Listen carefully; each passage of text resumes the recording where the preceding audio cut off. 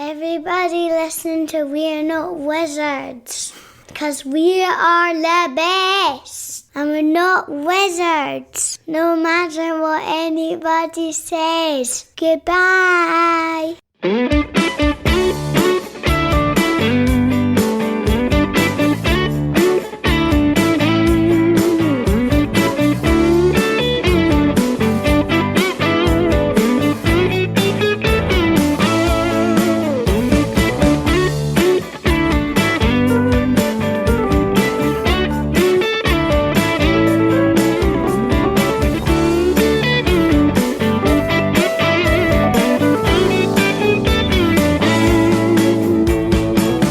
Welcome to another episode of We're Not Wizards. My name's Richard. I'll be your host for May or June. Could be June, could be May. I don't know. I'm feeling a bit confused, maybe a little bit lost. I need somebody who's going to help me. I need somebody who's going to be a hero, who's going to guide me, maybe in the direction that I'm going in. And I thought, if I'm going to need somebody who's going to be a hero for me, I need somebody who's not only being the hero, but they're bringing the hero. So joining me, I've got Wesley Cone, who's here to talk about Hero, the card game, which is currently on Kickstarter. So, hello, Wesley. Hey, thanks for having me. You're very welcome. You're very welcome. How are you doing, sir? How are you doing in this, as we go into summer? And things are starting to get a little hotter and everything like that. How are you well? Yeah, I'm doing well overall. Family's good. Work is good. Enjoying this Kickstarter that's up and running. The local community is starting to open up a little bit after the kind of onset of the coronavirus stuff. And I'll go ahead and put out a quick shout out as a thank you to all the real heroes in our world currently, whether it be, medical staff or, yesterday was Memorial Day. And so just thank you for the fallen soldiers as well. Yeah, no, absolutely. There's a lot of, it's interesting we're finding out who the real heroes are at the moment. And it turns out it's not billionaires. Who knew? Who knew?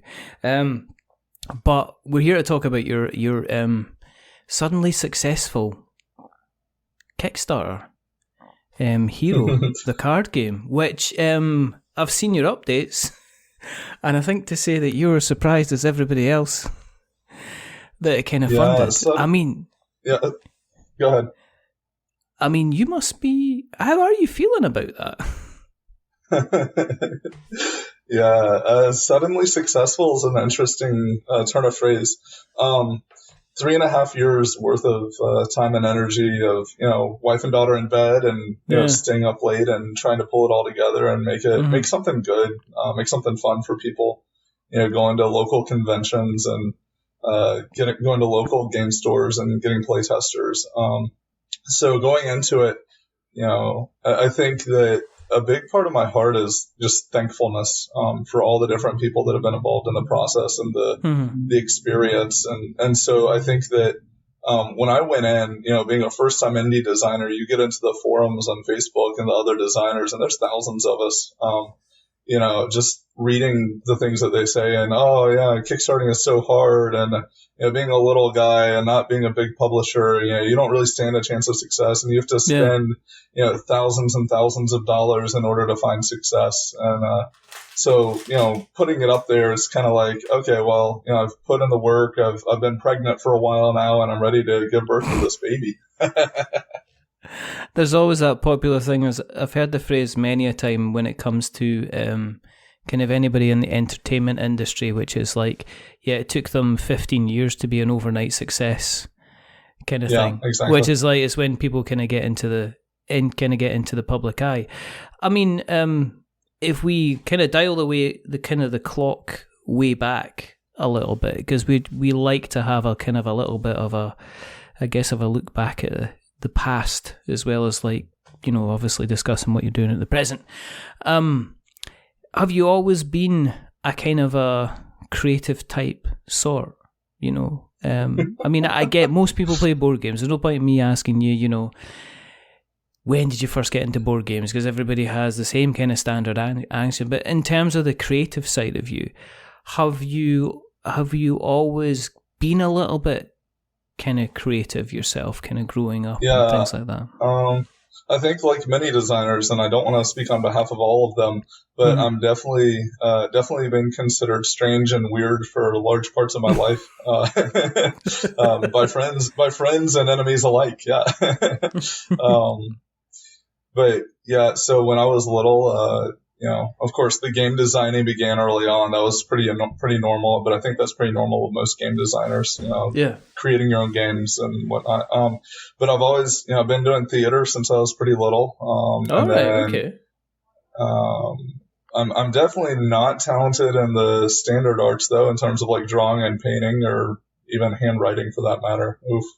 Yeah. Have you got handwriting like a doctor? Yeah, I'm actually, you know, and I'm an English teacher, and I've got this really bad handwriting. So you go to write on the board, and your kids look at you and are like, "Man, how do we trust this guy?" Yeah. I'm here to educate you about how to understand and communicate the words of English, and they're just like that. It's like I didn't know that was English until you actually told me that was English. I didn't know if you were doing like an impressionist painting kind of on the board. I mean, it can't be that. Are you the type of person that even if you're writing capitals, people there's a reason I definitely like repeat myself like over and over so that they make sure they understand what I've written on the board, right? It's like I take it everybody can go and they say, well, that's somebody that's been educated by Wesley Cone. It's like technically in his head he's a marvel at the language, but you know, I've seen his written work and you know, it looked like somebody put a candle in the microwave. Kid can write a great essay, you know, great composition, you know, thought structure is beautiful, but when it comes to, you know, making sense of, you know, the scribble, you know, you'd think they're hieroglyphs. It's like one of those stereograph 3D image things where I stared at it with one eye for 30 seconds and eventually I could see like a pterodactyl kind of coming out at me in like some kind of like 3D shit. That's terrible. You know, I'm totally ripping you for your writing. I've never actually seen it. I am, however, very glad that we did a lot of our communication through email. Yes. You know, so I didn't have to worry. I didn't have to worry about kind of writing back and saying, "Dear Mr. Curry, thank you very much for your email dated regarding your game." Did you? But I mean, in terms of you kind of creating games, I mean, did you? For me, a lot of people seem to go down a route. They either kind of they're inventing their own games from the kind of the off. Like somebody's, you know, they're getting playing cards and they're putting white stickers over them and they're drawing their own stuff. Or we definitely all go through that phase. Yeah, so I think a big part of it for me was like, you know, when I was little, obviously, like, you know, I super imaginative, played in the woods out behind the house, and you know, my family had a little bit of land, not a ton, but had a good little bit where I could explore the woods, and you know, so I'd run around the woods and create stories in my head, and you know, there was, you know, a witch living at the top of the tree, and you had to, you know, run away, and you know, you'd build forts, you know, with random scrap pieces of wood, you know, and they weren't really forts, but we pretended they were, and so, yeah, the story creation piece was definitely there since I was really little. And then got to middle school, you know, really started picking up video games in about 4th grade. And then once I got up into like 6th and 7th grade, so about, you know, 11, 12 years old, all of a sudden I was, you know, Pokemon, the trading card game came out, right? I started collecting those cards, but they cost a lot of money and booster packs were expensive, and my mom and dad were like, "Oh, we're not gonna spend a lot of money on booster packs. It's just a waste of money," which honestly it sort of was. But you know, kind of looking back at it, and it was fun and spending time with people. And so what I started doing was I got index cards, and I had two younger brothers, so I cut up the index cards and I drew little creatures on them and gave them basic stat values and, very, very basic. In fact, not wildly different than what you see on Hero. On Hero you have an attack and a defense, and it was really the same on that first card game, which is kind of a weird kind of coming back to the original, right? So that was that. And then, all the way throughout high school, we had a lot of kids in our neighborhood, so I would create these epic, almost like LARP sessions. I wouldn't have called it that at the time, but, kids running around with balls in their hands and chucking them at each other all the way around the neighborhood. And, each kid had their own backyard and it was their kingdom. But if you hit somebody with a ball, then their kingdom became yours and that kind of stuff. Right. So you found yourself a bit of an organizer then. You were kind of heading up and absolutely. giving directions and stuff like that. Yeah. Yeah. I mean, and it even continued into college, because when I got into college, I had heard about a neighboring university who did a thing called sock war assassination, and you get a whole bunch of people on board, and basically you assign them all somebody, and if you hit them with a sock, they're knocked out, and you're given a target, and you have to knock them out, and then if you knock them out, you get their target, and you go after the next person until there's only one person remaining. But we would basically, you'd see people just break out running across campus after each other, with a sock, and I think it was a rolled up sock. I take it that did the person that win, did they figure out if they put a stone in their sock, they won every time because they could get extra distance. Wow, that would be rude. No, it was actually you had to be holding the sock when you hit them, so it had to be unrolled, and as long as they weren't touching a wall or inside, they were fair game. So because I had a feel of having a rolled up sock because you could get the angle on it as I flick my arm, but you're saying it had to be unrolled and then you had to flick them with it. So did you get people sneaking into other people's lectures at college and just walking up behind them? The game had to be played outside. Yeah. All right. That must have been fun. Yeah. That must have been mega fun. Did that continue then? I mean, as you're going on, I mean, what was it you did at college then? Yeah, so I went to school for secondary English education. Teaching high school students, high school English basically. So you'd already decided to become an English teacher. That was your because I know of a lot of people who they'll do so many years in a different discipline, maybe connected, to the arts, whatever. And then they'll go, all right, I'm just going to go I'll become a teacher. So they kind of, they kind of end up taking it as as a kind of a secondary career, a secondary course, or a kind of almost, some people say a little bit of a backup plan. But that was your decision. You were like, I'm going to become an English teacher. I don't know if I would call it my decision. But right. It was definitely kind of a decision that, I rolled with. It was kind of predetermined for me based on some choices my parents had made and some scholarships that I had received, because, I really had no way to pay for college otherwise, other than through loans, which I could have done. And looking back on it, maybe I could have and should have. I don't know, but I enjoyed teaching, and I've learned more through teaching about, relationships and the way people work and than I would have anywhere else. And I've just been able to just love on people and just pour into them and, help them to recognize that they have value and that there's a worth to them, that I want them to remember just kind of in the rest of their lives. So are you kind of almost like the Robin Williams Dead Poets Society type teacher? Is that you're not just interested in, here's the works of Dickens, let's read about Dickens or Shakespeare. You're actually getting them to kind of look inside themselves and try to become the kind of the best version of themselves and understand more about how they work as a person, as just getting them to be able to recite lines from the Scottish play, for instance, instead. Yeah, I'd say any teacher that's worth their salt is definitely trying to grow the person and not just the academics. Did that tie in with? I mean, when did you become a pastor?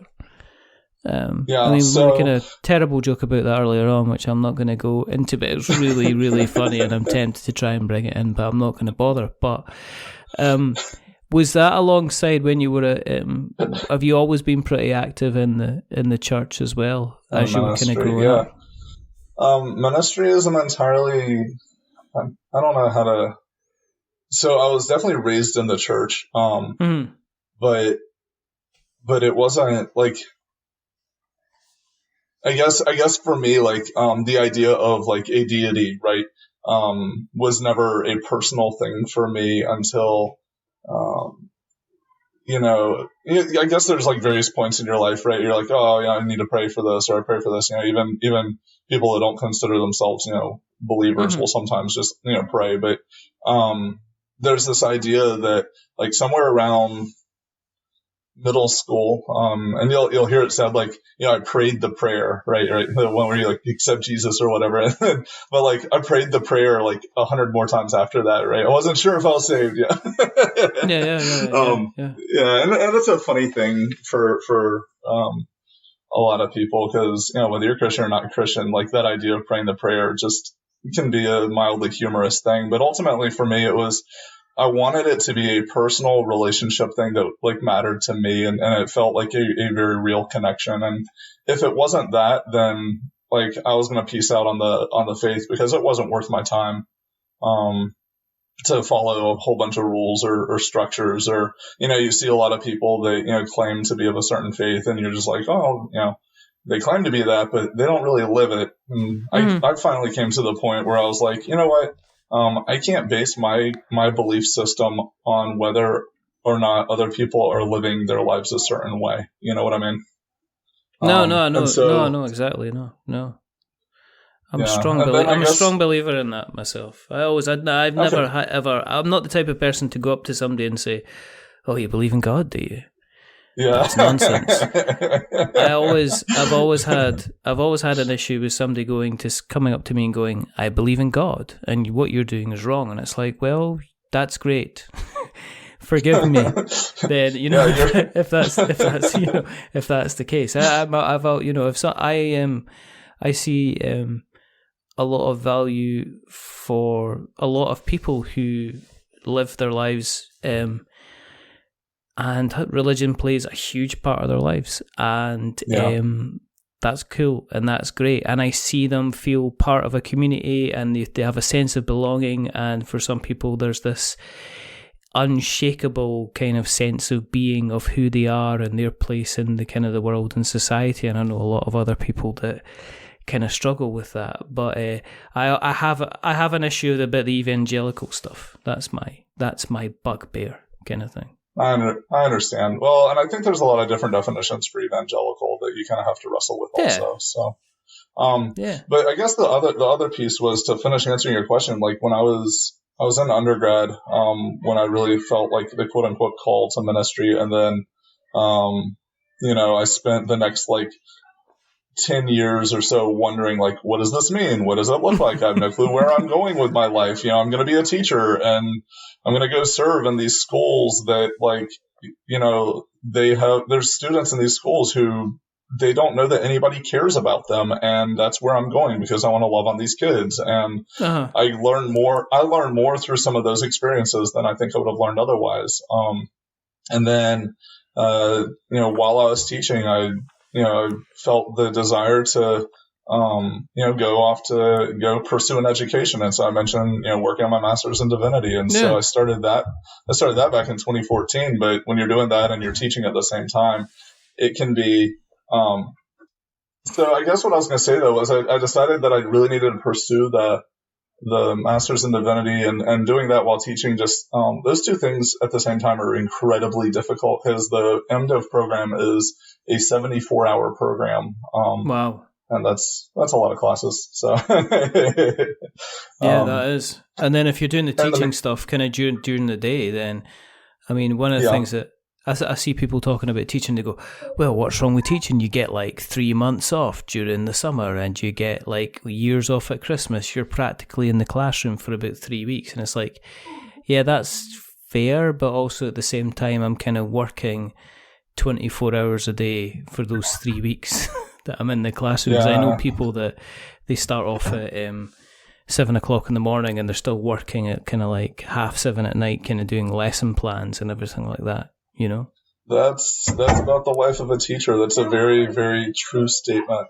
And I guess the other piece of all of that was that I was also still serving, because I'm a firm believer that when you are going to step into a leadership position of any kind, whether it's in ministry or in education or technology or business, that you should already be doing the job that you want to receive, that you want to get paid for. And so I was already serving in my local community church and just loving on people and, giving them my time and my energy and trying to show people like that they had worth. And then I was also serving in the building, just cleaning the building, I believe in servant leadership, right? And so, if a pastor is not willing to get down and scrub toilets, what kind of pastor is he?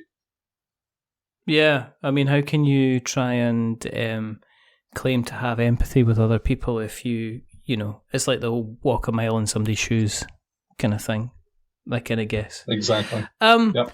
Has your religion given you any guidance in terms of the game design side of things? I mean, are there certain kind of subjects or things like that you would, as a designer, you'd be uncomfortable kind of going near, or or do you keep kind of things separate? No.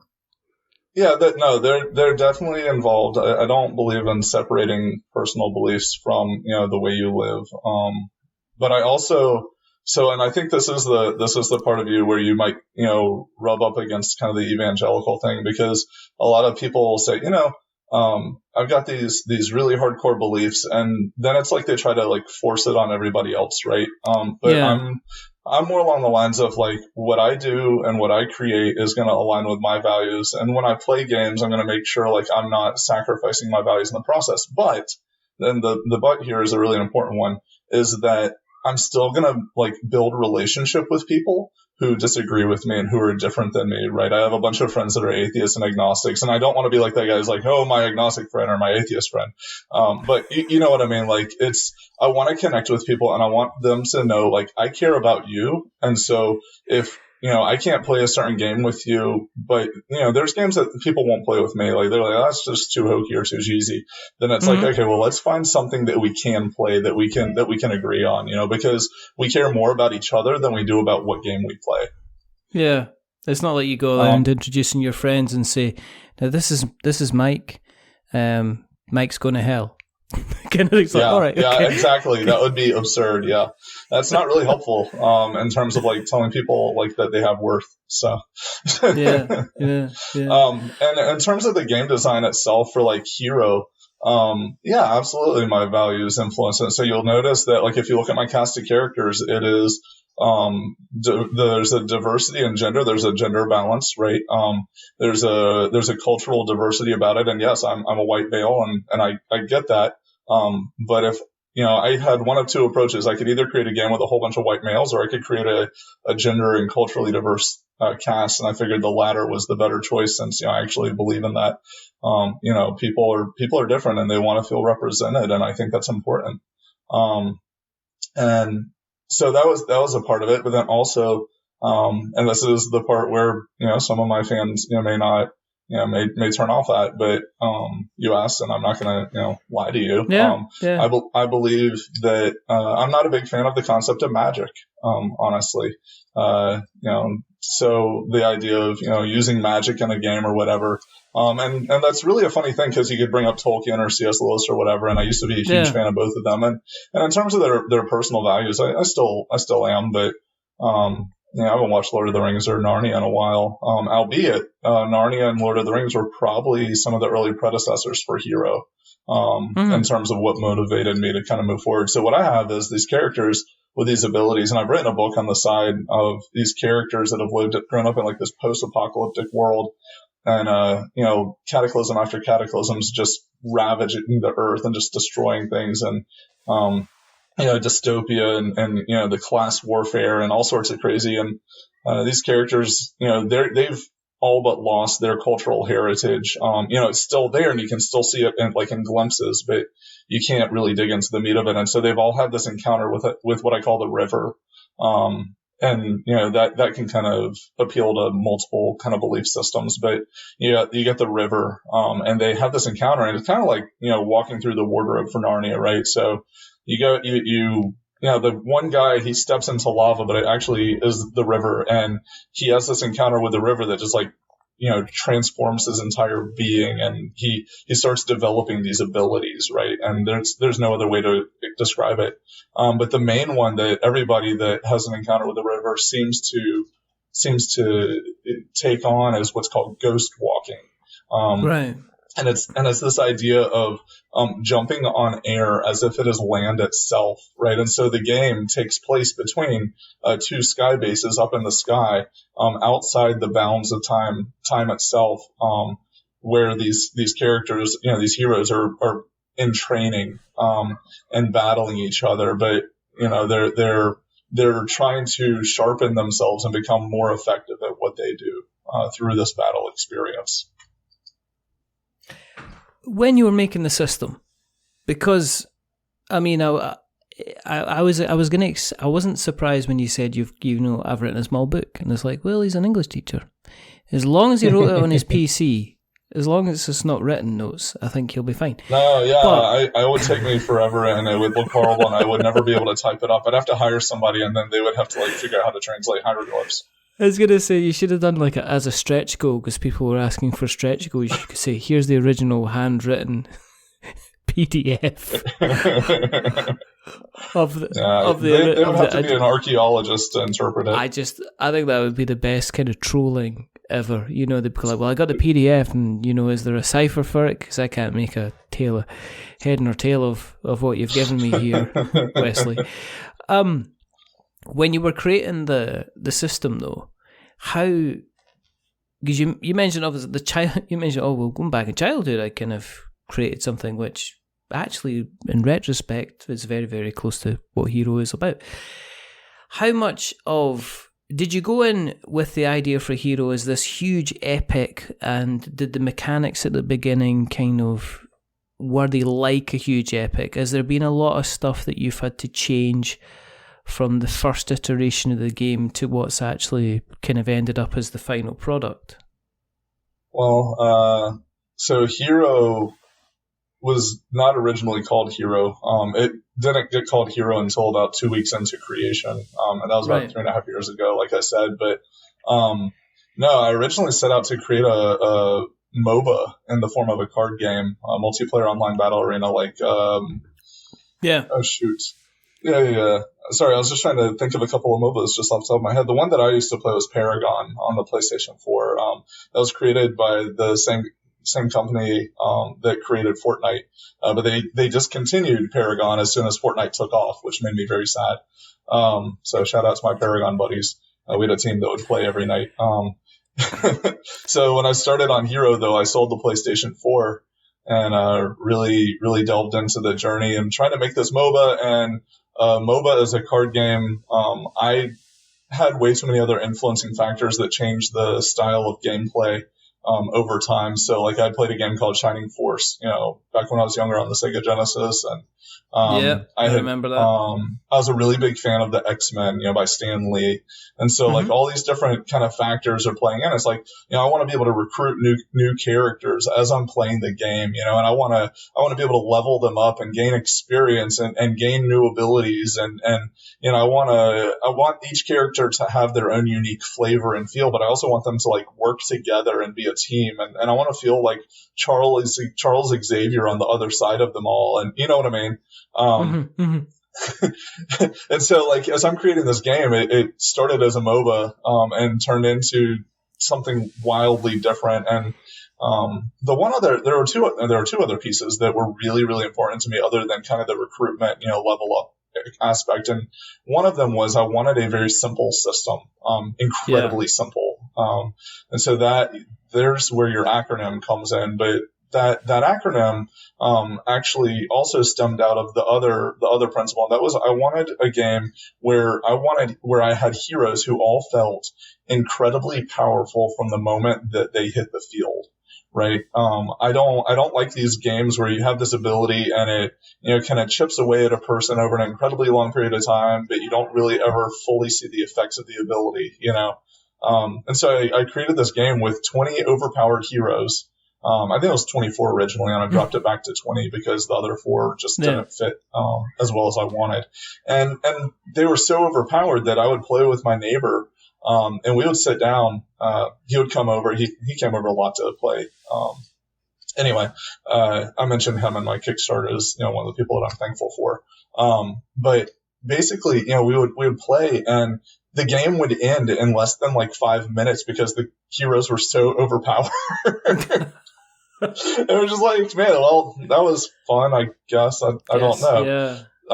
And so I was like, well, we need balance, but how do you create balance when you've got a bunch of overpowered heroes? Well, you weaken them all, right? That's what everybody else says. And I said, no, I refuse to be that guy who nerfs his heroes for his game. I've played these video games where they just keep nerfing the mess out of your characters, and you're like, that was my favorite character, and now you've made them worth nothing, And so I said, well, let's find a way to change this. And the hero system was created.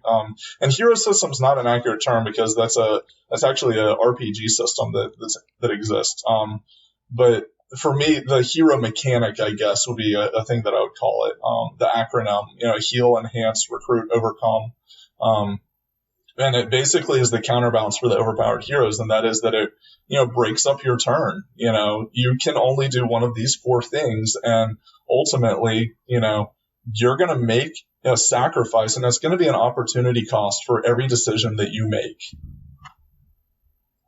Well, let's get into the nitty gritty and talk about how maybe a typical round kind of plays out, because you've basically got a deck of cards. You've got your own team. So how would you play hero? What would a round kind of look like, Wesley? Yeah, so the first thing we're going to do is we're going to lay out all 20 heroes face up, and we're each going to pick one hero, and that hero is going to go into our hand, and they're going to be the entire starting hand.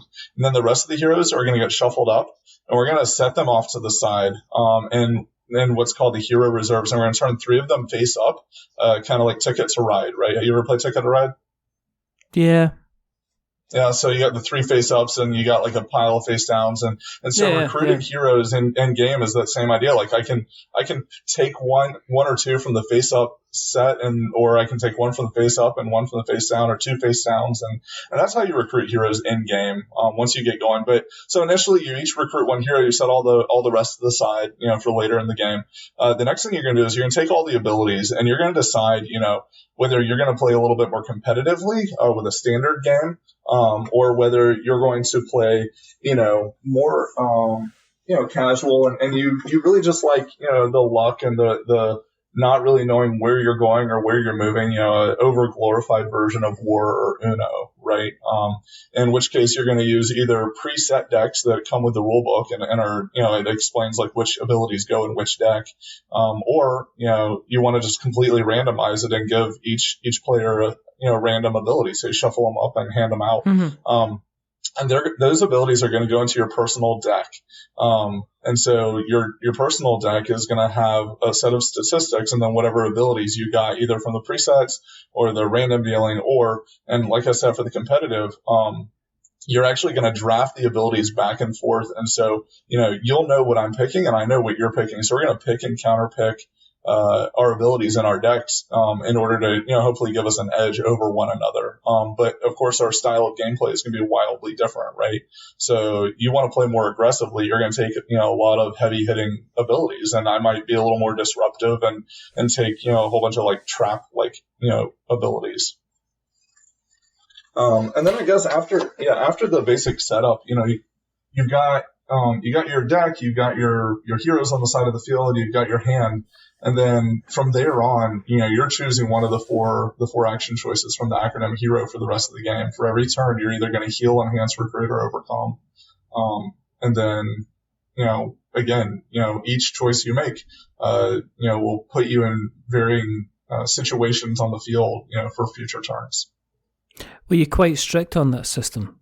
I mean, did any time, I take it you was like, well, if we allow, because sometimes the issue that I see with some kind of card games is that there's like two or three main moves, but then these 2 or 3 main moves can branch off into 5 or 6 other things that you can do, and the next thing you know is that the structure of the game can become it becomes a bit unwieldy, and then it also becomes difficult for you to know who you're going to counteract and who you're not going to counteract against. So were you quite strict in saying we've got to stay within these parameters that we've set ourselves, because I know if I do that, then the game itself is going to remain kind of as balanced as possible, yeah?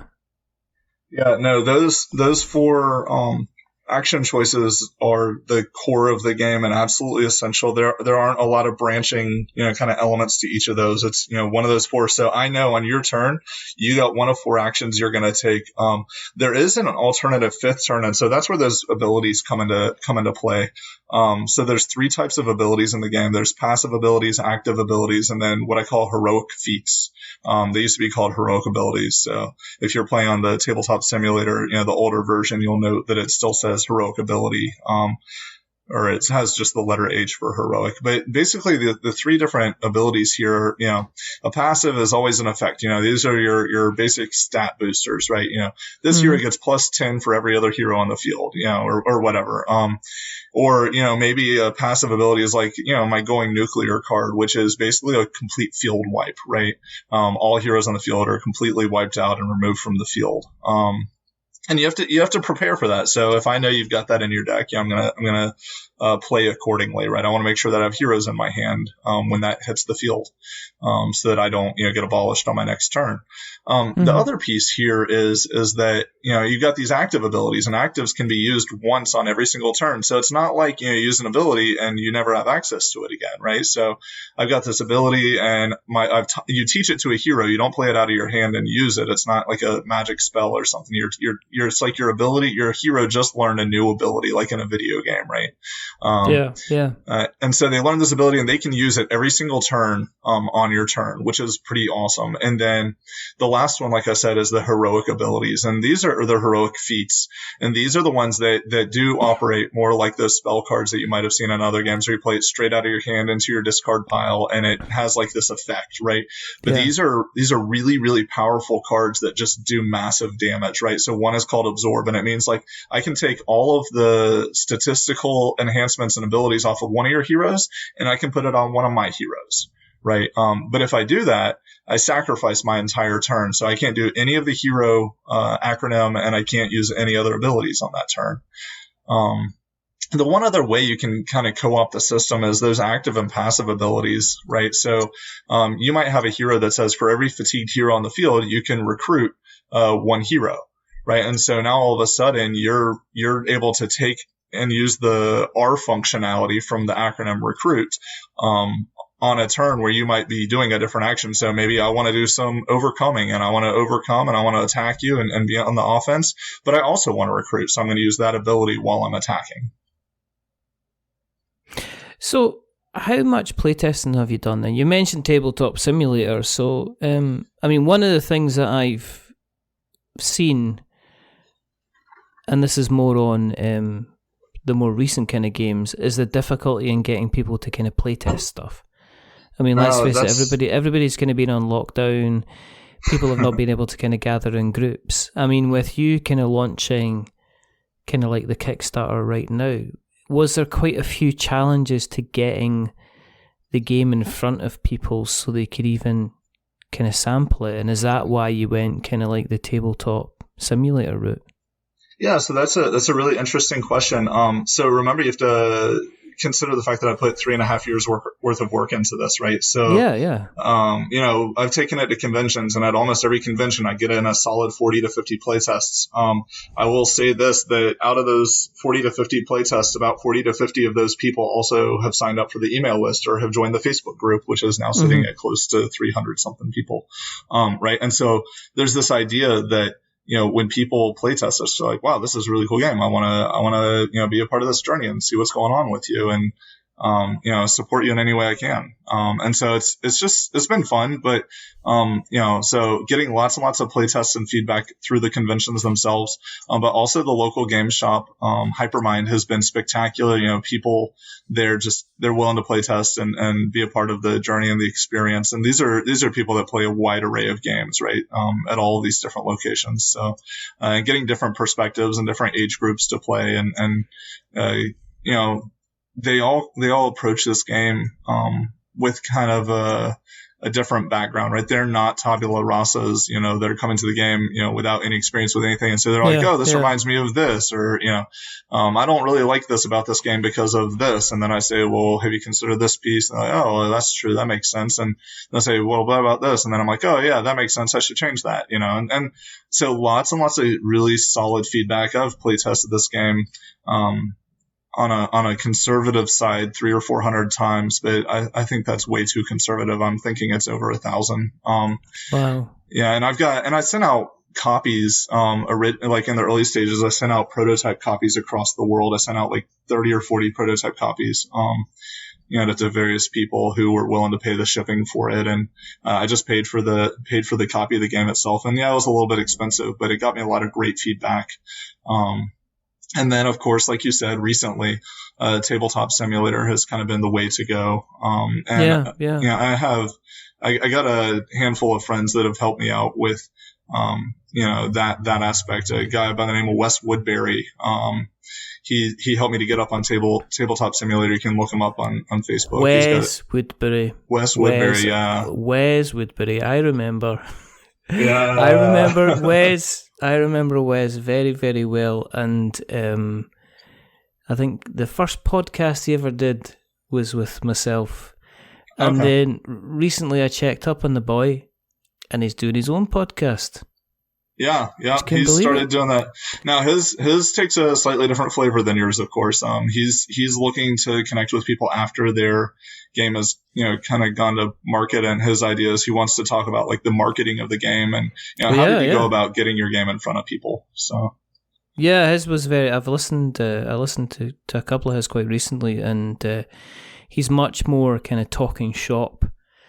As he would say in kind of sales and marketing, he talks more about the sausage than he talks about the sizzle.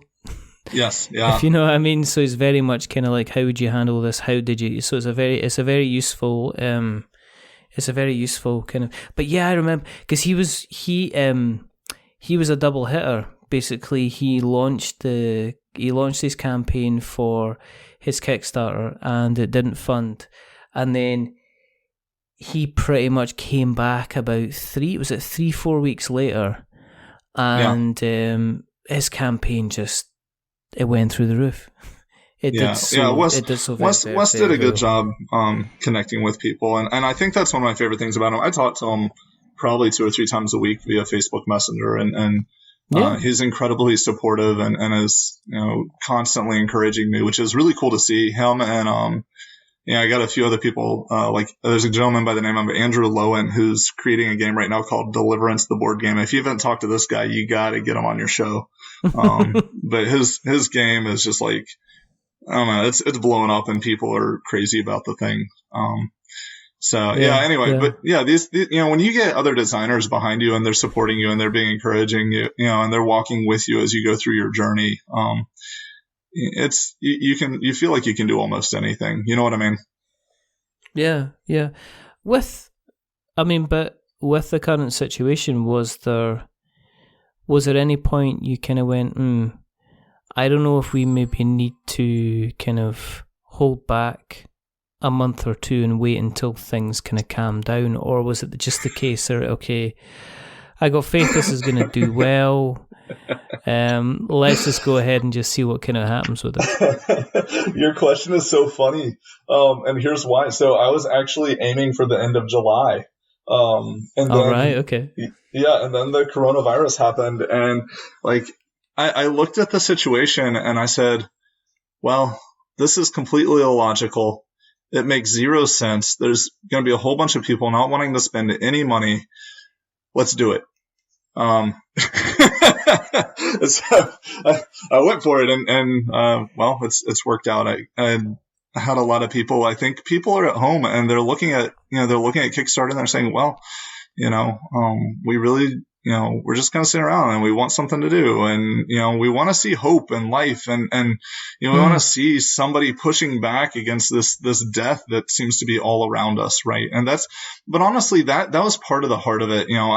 I've said it before and I'll say it again. Like, if I had to, and I'm not going to, so don't read this as a miscue, but if I had to cancel the Kickstarter in order to build the relationships that I built, I would do that in a heartbeat, because it's that pastor teacher thing in me. Like, I want to build relationships and I want people to know that they're loved and that they have value. And as I create this game, I'm trying to create a great product for you to have fun with, right? And so when I went to Kickstarter, a big part of my heart going into it was, everybody feels like nothing is possible right now. So let's do something and let's try to kickstart people's lives a little bit too, and show them hey, there's life to be had in the middle of all of this death, right? Whatever form that takes. I'm not suggesting, rebelling or, I'm not talking about that, but I'm talking about learning, and recognizing that there is got to be more than just sitting around and watching TV. Mm-hmm.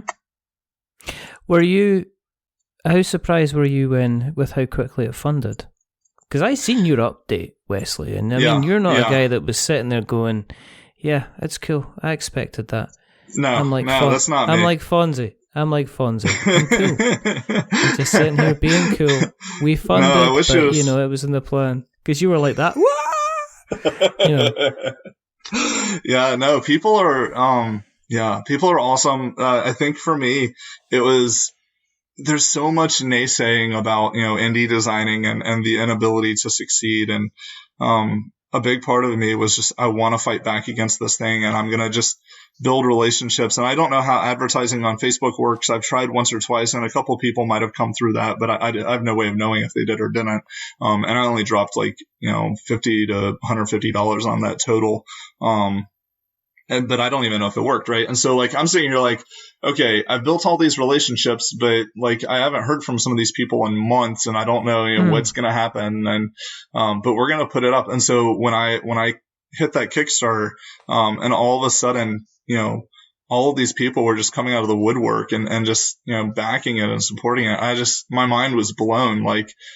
It's one thing, I was I got 35 days set as my campaign. Jamie Stegmeyer recommended that back in 2014. And it's 2020. That might be a bad idea, but I'm going to do it anyway. And it'll just be a really long, painful 35 days. And I'll scrape by and hit 2,000, by the end of it. And a lot of people, there's a lot of designers to say, oh, those small projects that make $2,000. Well, for somebody who's never made $2,000, that, in less than 30 days, I guess, it can be a normal salary depending on the job, but as a teacher even. But I think that for somebody who hasn't made it specifically with my Kickstarter in less than an hour and a half, right?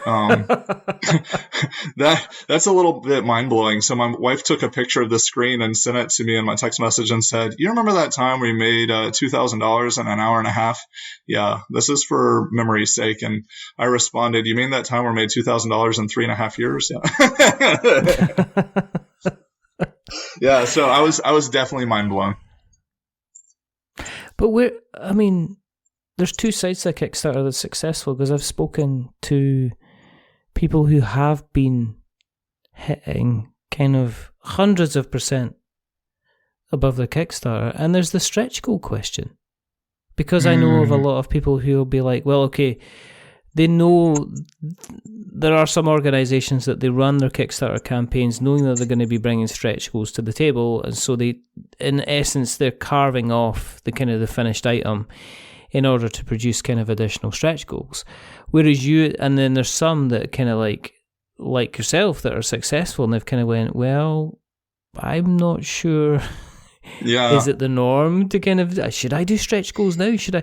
Because I know at the beginning your opening line on your campaign is, basically something like spoilers ahead. There's no stretch goals in this campaign. Are you now having to think, well, are you able to now go back and say, well, what else can I do? I mean, is it going to be is it potential quality of life? Are you still going to hang by and just say, look, I'm not going to be doing any kind of stretch goals at all? What are your kind of current thoughts with that, Wesley? Yeah. So when I went into this, you read horror stories of other designers, right? There's the guy who went in and had to sell his house in order just to, fulfill his game. And I still don't know that he fulfilled it. And that horror story is, thrown around the web every so often. And I was like, man, I don't want to be that guy. I got a wife and a kid to take care of. And, and I think that was basically on shipping and fulfillment was the big issue there, but I may be wrong, and the stretch goals may have been a part of it. But for me, it was like, I want to keep this as simple as I can. So let's create a good product and put it in people's hands and just say, there you go. This is what you signed up for. And you knew what you were getting when you got it. And that way, if it doesn't fund, then it's no real, skin off my back because, well, I was going to give people a copy of the game and they knew what they were going to get, and it'll be okay. And if people complain about not getting stretch goals, then well, at least they knew up front that they weren't going to get them, right? And so I wouldn't feel bad from a personal conscience kind of perspective. But when all of a sudden the Kickstarter just took off there at the beginning, I was just like, who are these people and how awesome are they, right? Like, I know maybe 50% of my backers. And when I say no, I mean it through via Facebook or through the conventions or through, there's a couple of personal relationships there as well, but not a whole lot of them.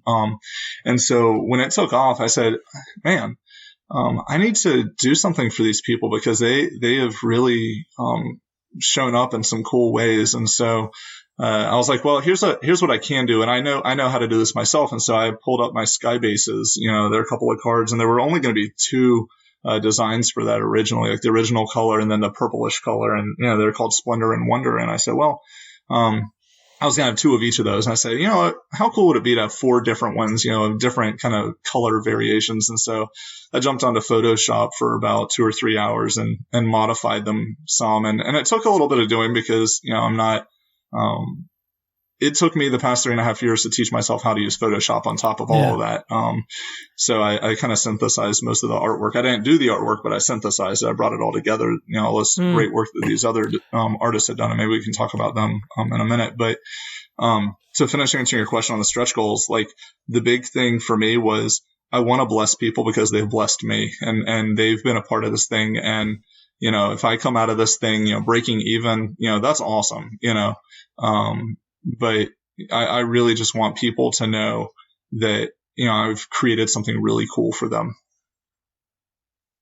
So let's talk about the art because in terms of how it looks, it's kind of striking. It's very simplistic but strong, I think, because I've seen a lot of kind of fantasy kind of artwork, and it's generally there's like lots of busyness kind of going on. Yep, that was a big part of my heart. Go ahead. No, I was going to say, I was just thinking, when I looked at the artwork, first of all, one of the things that kind of struck me is one of my favourite card games, which is Ashes: Rise of the Phoenix Born, which uses I don't know if you've seen that, but it uses a very, very simple style. There's not really anything in the background. It's built entirely around the illustration of the character.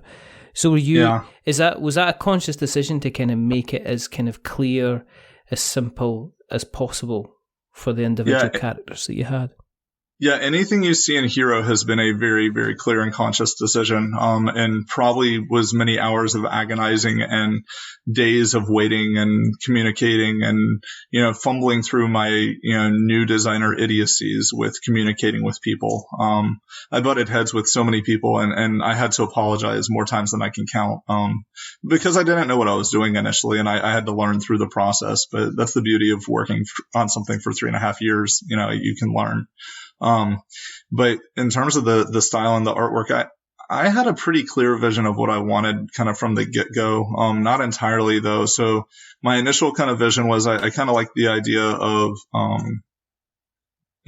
at that time, Epic Games, the people who created Paragon had actually canceled their project and had released all of their assets for free on the internet to be used. And I was like, man, I could just use that for all my artwork. And I was going to get into Unity and I was going to make it happen. And then I contacted them and they're like, oh, that's only for 3D usage. You can't use it for 2D projects. Sorry. And I was like, oh man.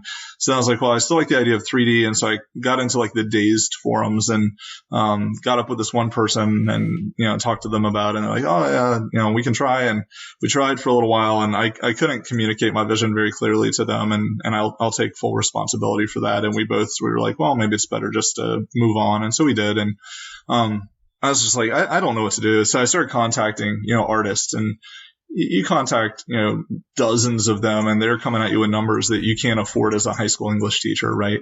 And so yeah, I finally came across this one image on DeviantArt.com called Mercenary, and I was like, man, this is such a cool image. It's kind of the style of artwork that I want of a character, and I just like the character itself, and I had been playing Charterstone at the time. Have you played Charterstone by Jimmy Stegmaier? Yep. Yeah, I love the simplicity of that box. And so I had that kind of simplicity thing in mind, because when I walk into a game store and I see Charterstone on the wall against this sea of colors, all of a sudden, like, it just stands out and it makes me want to know, what is that game, right? And so I have the same kind of desire, with my overall design for my game as well. That was about the same time that, Star Wars Episode 8 came out, and they had all those contrasting kind of simplistic colors. Yeah. That was great. And it was beautiful. That was the best part of that movie, was the artwork. No offense for those of you who really love the movie. Yeah. But in all seriousness, yeah, I reached out to the artist. The artist's name is Colpeo Fox. Colpeo is from Germany. And done a few different projects out there, a couple of kids' books. I got a kids' book out there, a really famous one.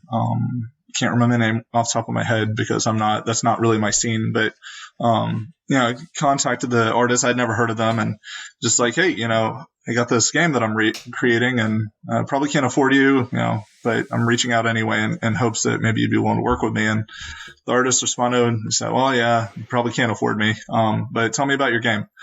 It's like, whoa, okay. So, shared, and artist said, wow, that sounds really, really cool. I'd like to be a part of that. And so wow. Colpeo stepped up in some big ways, and it was a time versus money issue because it took a long time to get some of that artwork, but it was mostly because I wasn't, I wasn't able to give a lot financially, and so. I try to put Colpeo out there on blast every so often, and just try to honor my artists and say that they're amazing. And then the artist that did the skyship on the front of the box, his name is Carl McIntyre, and he created one image for me, and it was a great image. But then when I changed the size of my box, the image didn't work as well, and I was like, man, I can't run with this image anymore. I'm so sorry. I'm not gonna. I still want to pay you, for what you've done. And he actually turned around and created another image, and just did a spectacular job kind of recreating one of the skyships for the front of the box, and it's so beautiful.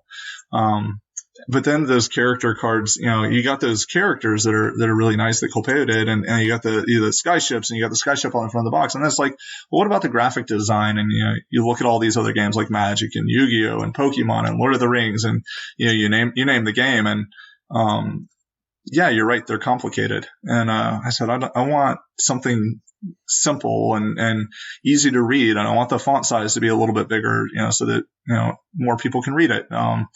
And ultimately, I came across a graphic designer by the name of Mohamed Valafki, who is from France, I want to say.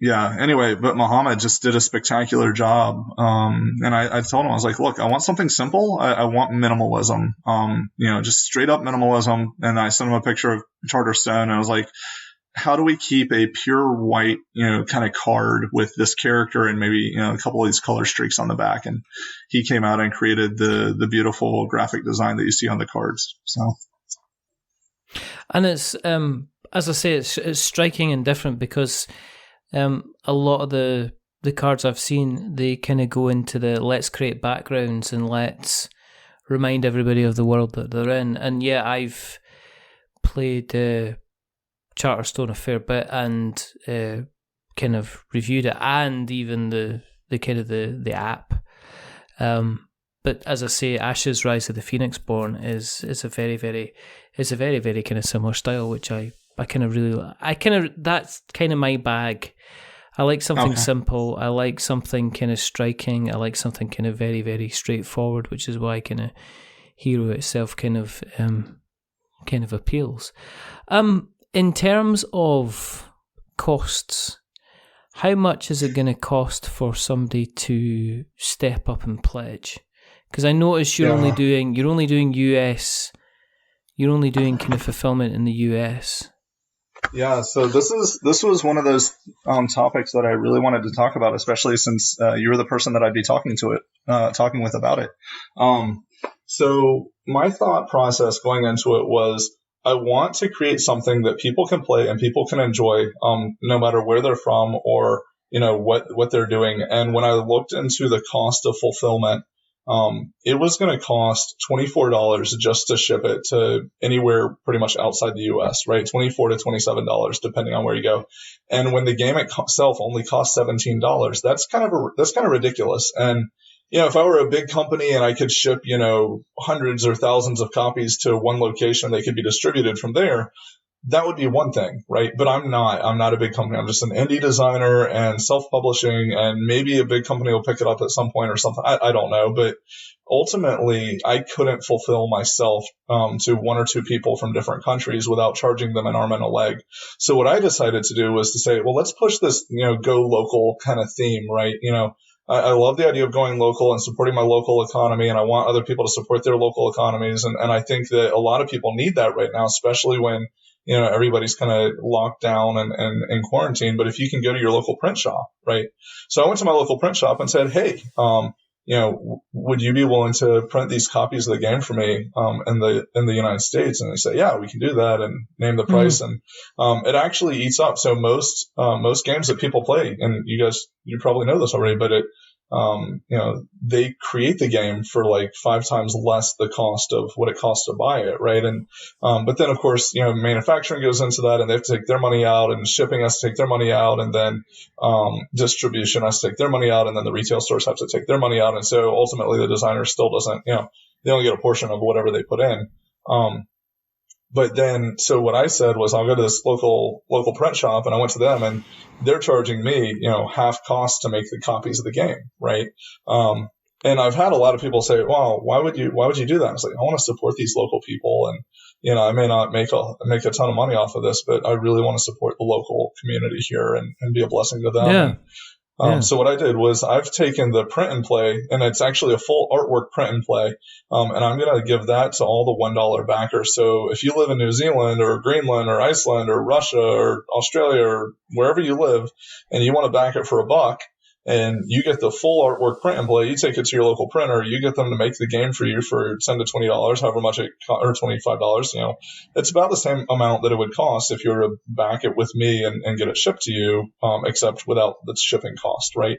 And you're supporting your local economy in the process, which is, I think, one of the most important things we can do for anybody right now is just, to support others. Yes. And so I think that for me has been like, let's create, an option for international backers where they can create a quality game. And I recommend 130 pound semi-gloss, digital printing, full color artwork. You're going to get a quality game. And no, digital's not going to last as long as offset will, obviously. But, when you play games, think about how many times you play a game that you buy, unless you're, really rabid about the game, you're only going to play it 5 to 10 times. But then if you are really hardcore about a game, you're going to sleeve the cards anyway, so it won't matter, right? But the cards themselves, the quality of the card, the 130 pound semi-gloss with that digital full color is, when you hold that in your hand and you hold a Magic card in your hand, same quality. In terms of the way that it feels, just the ink is going to rub off after 10 to 20 games, right? Maybe a little bit longer. I mean, I've played a deck of Hero about 50 games, and I still haven't had the ink rub off like I've been told it would. So, take it for what you will. And then I guess the other piece is that ultimately, and I haven't put this out there for the public yet, so I guess this is the time to do it. if I can get the funding to make it happen, and this is a big if, and I don't know what the numbers are. I'm still waiting on a printer to give me the numbers. So don't take this as a promise. Just take it as a, wow, that would be really cool. But if I can get the funding for it, I'd love to do like PVC cards, right? So plastic hero cards that are a pure, clean white card, that are just going to last, and you're not going to really kind of have to replace them unless you just truly bend a card out of shape. Yeah. So that's exciting. Yeah. There is a $250 tier. If anybody wants to back of that, feel free. Somebody talked me into putting that on there for the quote-unquote whales. Yeah, I wasn't going to. I wanted to keep it simple and easy. I didn't want people to feel pressured into anything. And so when I created it, if you look at the rewards on it, they're very much like, wow, that would be really neat. But if you're backing at that level, like, you're really there because you like the idea of the game. Right. And I've actually had a few people do it, and non-relatives. So that's a plus. That is very cool. That is very, very good. That is very, very good. You still got like almost, well, it'll be just under 4 weeks to go now. Yeah. Are you just kind of like, well, I'm just going to be grateful for what's happening just now, and we're going to see what kind of happens? Are you still kind of waking up? Are you still expecting to wake up and you've fallen asleep at your computer and you're just about to press the button to confirm the Kickstarter campaign, and this is all just a dream?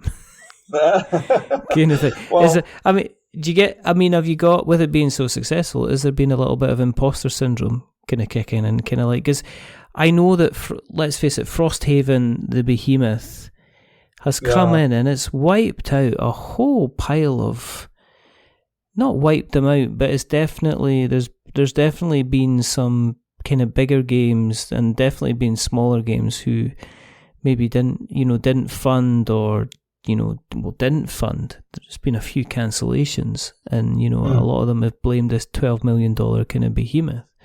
No, I think that's silly. I think that, and forgive me if you're one of those people. I think part of it is that for me, marketing is relationships. I got a group on Facebook called the Tabletop Marketing Collaborative, and Wes Woodbury and Andrew Lowen are part of that. Brian Fiore, David Palmero, and then Naylan, and I have no clue how to pronounce her last name.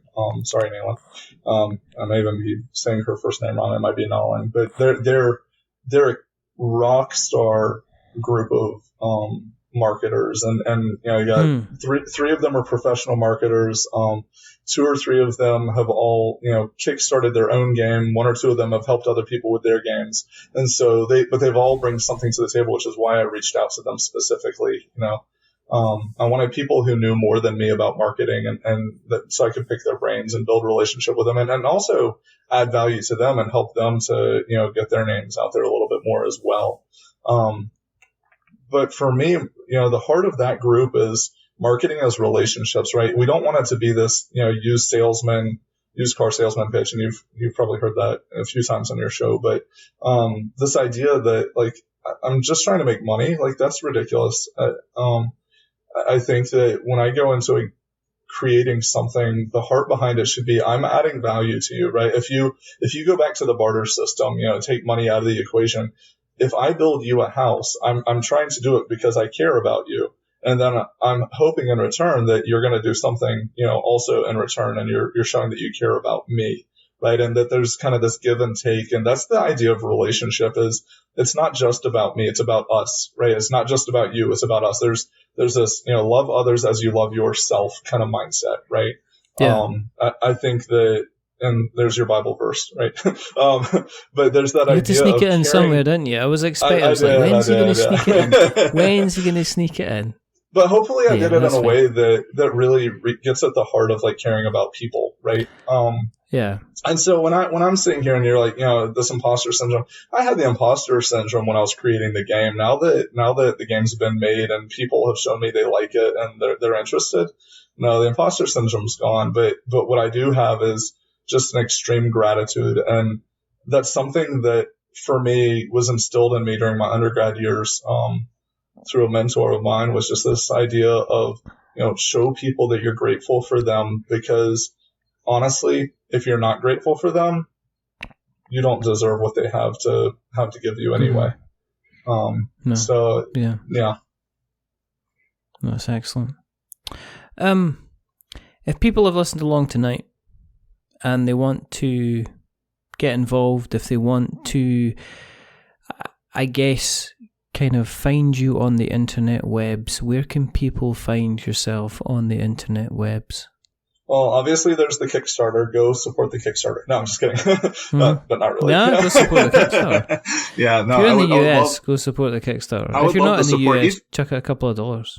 No, yeah. Even if you're not in the US, go ahead and support it. $1 is a lot of money, and I'm thankful for it. But more importantly, I want you to have something really cool to take back and play with your friends, and go support your local economy and go to your local printer. I think that they would be appreciative also. And you can tell them if they don't believe you, like if they say, "Well, there's copyright issues," you tell them, "I know the designer, and he will handwrite a letter for me. I'll do it if I need to." You can hold me to that. You can point to this radio show or podcast and say, "Oh, see."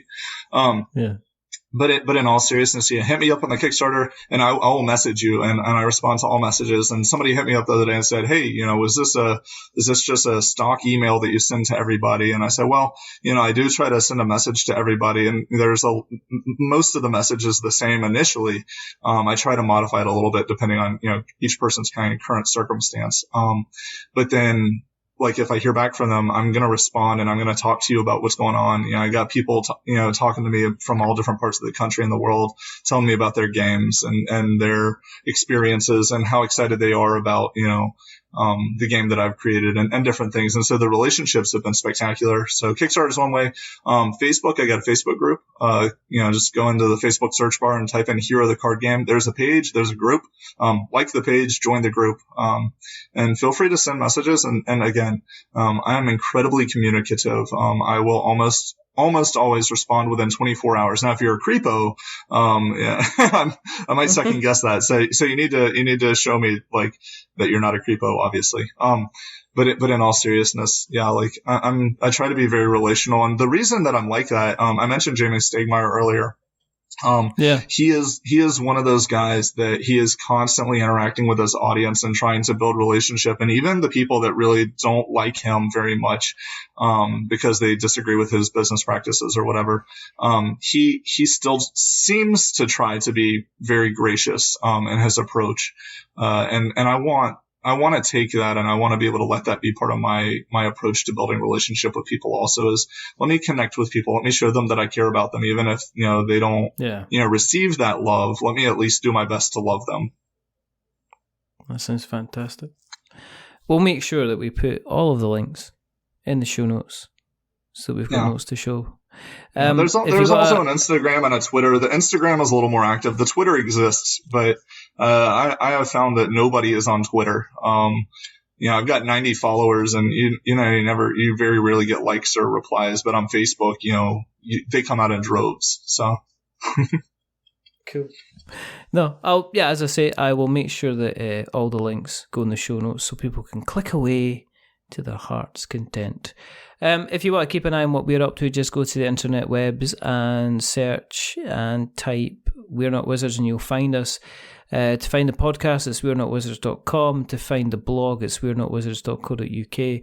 You'll find us on Twitter and Instagram.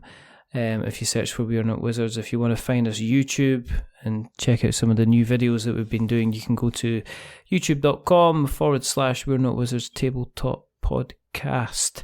If you like what you've listened to tonight, there's a couple of things you can do. Just tell somebody else about it. Some people are sitting about with very little to do and are looking for something to listen to, then please direct them our way. That would be very, very cool indeed. But there's only a couple more things to do. The first thing is to remember that we're many things, but we're not wizards. Are we wizards, Wesley? Definitely not a wizard. Yay! And the second thing is to say goodbye. So it is a goodbye from the wonderful, rather fantastic Wesley Cone. Yeah, I want to say real quick, I want to say thank you, Richard. Thanks for having me. And I want to thank everybody for listening. And thank you. I appreciate it. Goodbye. And it's a goodbye from me. Remember, stay safe, roll sixes, make something awful, and everybody needs a bit of a hero in their life, and well, there you go. But until the next time, goodbye. A wizard is never late.